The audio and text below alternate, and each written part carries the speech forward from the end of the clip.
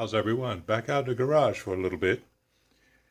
I've got one more modification that I'm going to do on the engine for the Mustang II, the 307. Let's go back in time because it's been some time since I've been out here, owing of course to the surgery. My little friend there that keeps my heart in shape. But let's get back to this heartbeat. Right there, the 302. First thing we did was pull this thing out of this car, of course, and take the block over to Jim Simpkins' machine shop over in Springfield, Tennessee, where he and Randy gave this block the treatment. And I do mean the treatment. This is the first time I've ever done anything at this level. I call it race prep. So, first things he did, in keeping with that quest, was the oil galley plugs, instead of the press-in, were replaced with the screw-in type. Other things that were done to the block: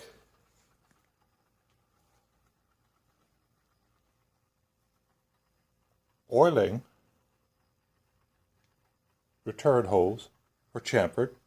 They were enlarged and chamfered also. As you can see, there's quite a slick finish here in the lifter valley. That was polished just to take some of the roughness out to facilitate oil running back down quickly. Oil return holes were also enlarged and chamfered to facilitate oil going back down into the pad. All of the edges along the block were also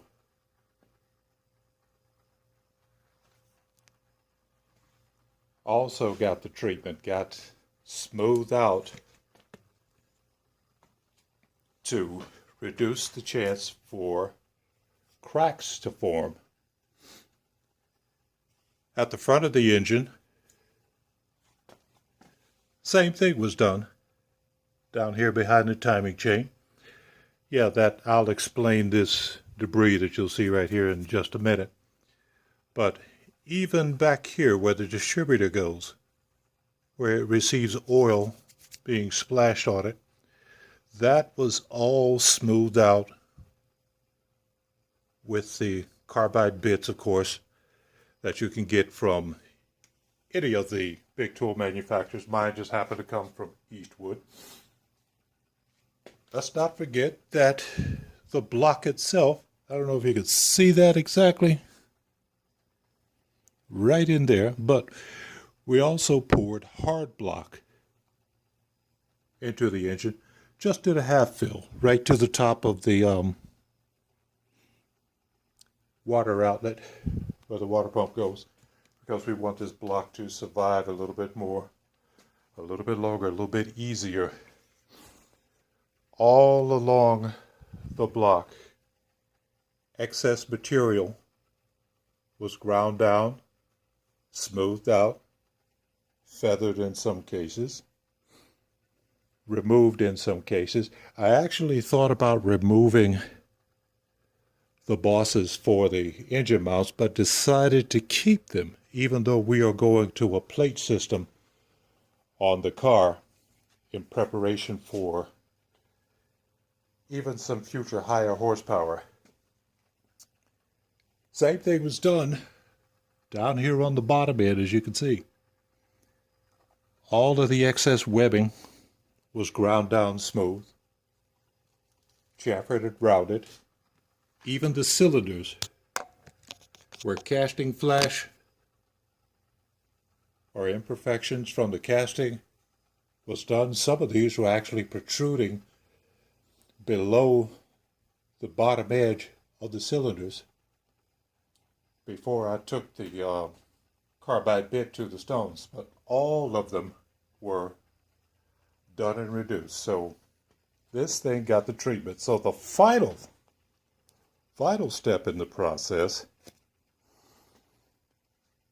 involves oiling once again.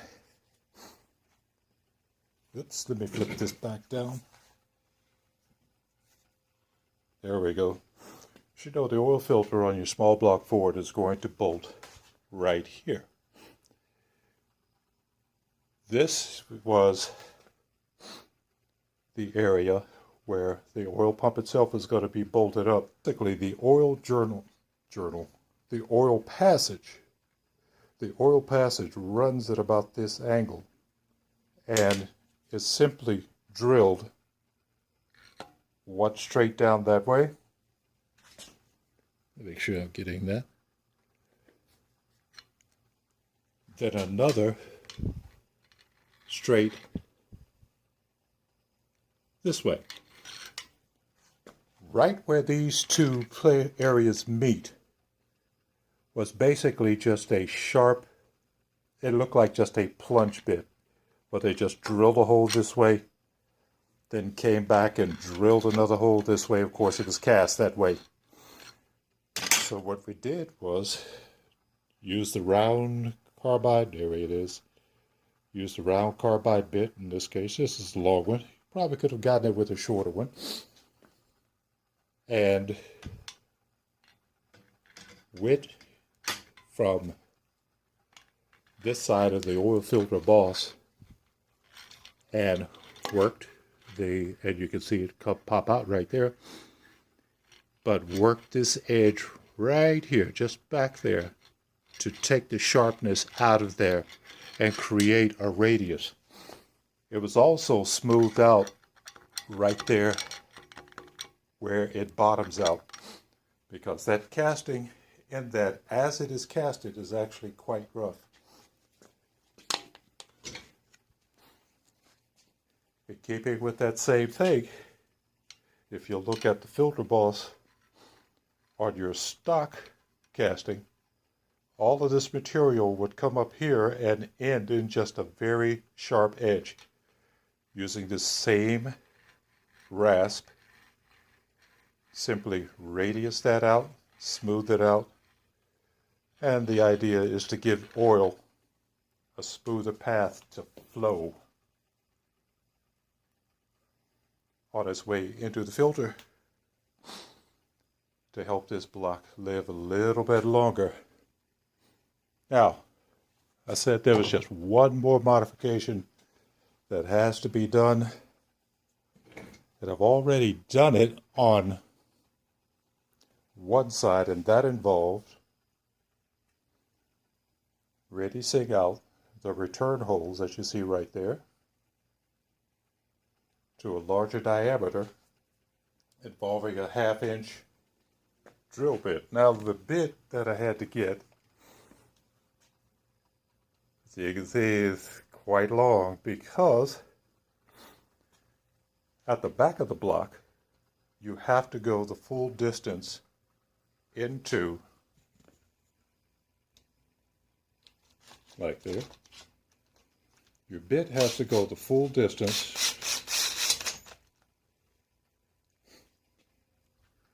to the bottom in order to reach below the cylinder. Let me see if I can flip this over without. There we go. And by some miracle, it's actually staying there. As you can see, there's where it has to go. So I had to go to the local hardware store, purchase this bit, about $19.99. One thing you need to be cautious of and understand when you're drilling out the original size of the oil return is you're going to probably need, the best thing to do is to do it in 2 steps, because this bit is quite large, and of course, being this long, it's going to tend to walk and wobble around. So really advise you to do that in 2 steps. Now the only other issue, the only other thing you have to be aware of is the front return holes are not nearly as long. But they do go through the block at an angle, as you can see. Probably this one up here. There we go, this one. That's the return hole right there. Actually passes through the block into the timing chain area at this angle between the water jacket and this opening right here. Same thing on the other side. Both the holes go through at an angle. Now you might think, looking at the diameter, that there is not enough material to drill without getting into the port. There's ample material, so you should not get into the water jacket. Excuse me, it's warm in here. You shouldn't get into the water jacket at all. Now, on the left side, the port is actually, the return hole rather, is actually a little bit further back. But it's the same thing. It goes at an angle, and there's more than enough material so that you can drill safely and enlarge the passage, which, according to a lot of other people, makes the oil return better. Now, some of you are aficionados of Ford, and you may have noticed that we didn't run any oil restrictors on this engine. That's because this particular engine is flat tapping. And we want this thing to get as much oil as it needs to up top so that it can survive. Yeah, so anyway, I'm going to get busy here and finish out these two things, because this is going to basically complete the modifications that we're doing on the block. So here goes.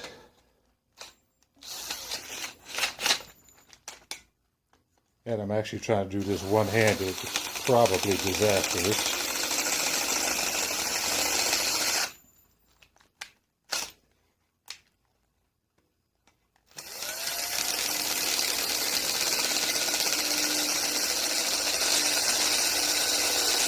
Now, because I'd already started this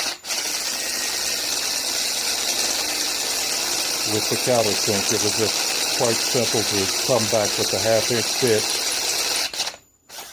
and let the bit do the work. And fortunately, the thing is actually very sharp, so